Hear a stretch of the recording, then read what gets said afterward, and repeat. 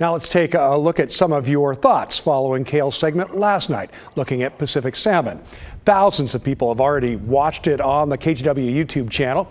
And now's a good time to remind you that if you've missed any of his series this week, you can catch them all on YouTube.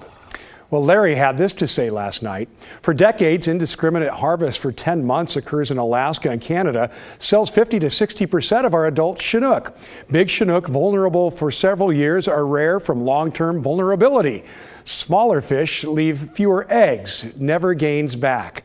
We are fools trying to overcome the obvious. Just working on what isn't wrong has gone insane.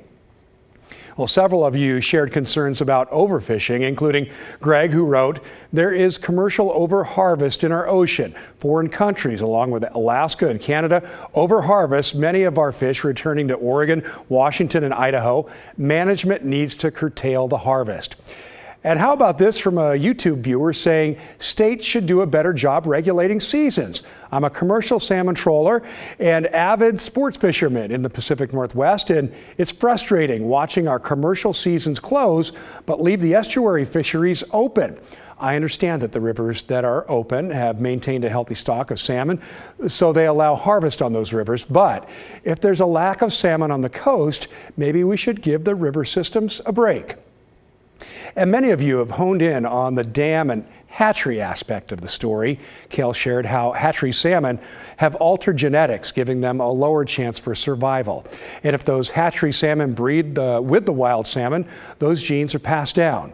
One indigenous tribal member told Kale that hatchery salmon are smaller than their wild counterparts. And a viewer on YouTube wrote, "Disagree in part on what was said about hatcheries not making a difference. Hatcheries are the reason any fish are still here on dammed up rivers and rivers or creeks with highways on them. Until the dams go and habitats are intact, hatcheries are the best choice, in my opinion, to keep salmon and steelhead around for cultural purposes, economy, and for the enjoyment of recreating."